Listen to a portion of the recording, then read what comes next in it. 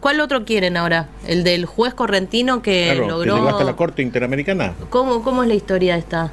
Bueno, es una historia larga, como suelen ser las Todas las historias de la judiciales justicia. suelen tener varios capítulos. Esta historia tiene un poco más de 20 años, si yo no recuerdo mal, creo que es de 2001, 20 2002. años. Sí, exactamente. Ah, Justicia, doctor... reclamo laboral. Claro, lo que pasa es que no te olvides que superó varias instancias, salió de nuestro país inclusive. Claro, acá lo interesante es que el doctor Héctor Hugo Boleso, un conocidísimo ex juez laboral, se jubiló hace un par de años.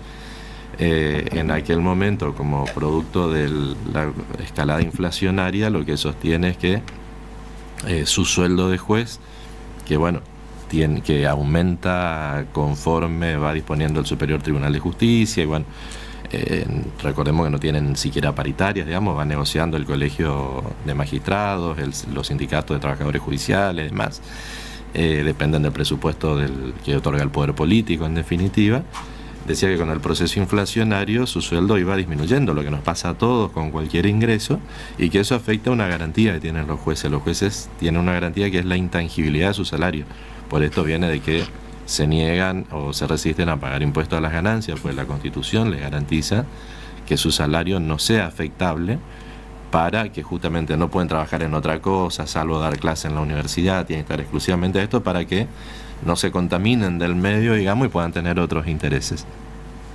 El inicio de una acción de amparo que demora muchos años en resolverse, se inicia en Corrientes, tiene pronunciamiento de la justicia de Corrientes, va a la Corte Suprema de Justicia de la Nación, no se le hace lugar a su planteo, y acá lo novedoso que por ahí la gente no conoce, es decir, más allá de la Corte hay una instancia internacional, ¿sí? Lo conocimos nosotros por casos como, por ejemplo, el de Romero Feris, con la condena penal en su momento, ¿no es cierto? Fue el último fallo donde se habló mucho de la Corte Interamericana.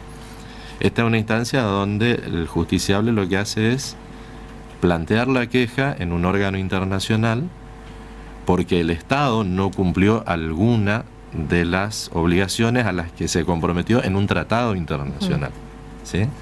En este caso lo que plantea es, además de la cuestión patrimonial, la demora en obtener una respuesta. Es decir, pasaron 15, 17 años hasta que todo el sistema de justicia, o el amparo pasó por todo el sistema de justicia, y el amparo es una acción rápida y expedita, 17 como dice años la para llegar a la Corte y tener pronunciamiento de la Corte.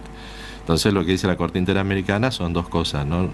Por un lado reconoce lo patrimonial, de que hay una afectación patrimonial derivada de la cuestión esta planteada de la intangibilidad, pero también reconoce o condena al Estado argentino por la demora en resolver el caso del doctor Boleso.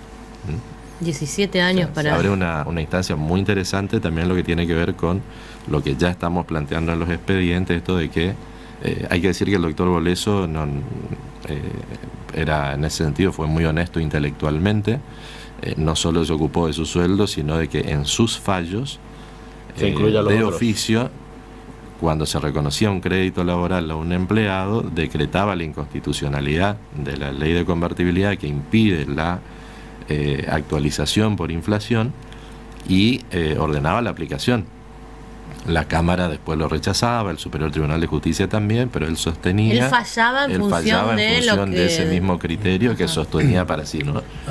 Esta es una cuestión creo yo, de honestidad intelectual y de coherencia personal y moral, que es muy importante de señalar. Vos sabés que uno de los jueces que uno trata generalmente con un montón de personas y todos tienen buen recuerdo de Boleso, digamos, de su labor en la justicia. Está jubilado ya, ¿no? Está jubilado, sí, exactamente. Llama poderosamente la atención dos temas puntuales vinculados a la provincia de Corrientes en donde la Corte le da por la cabeza.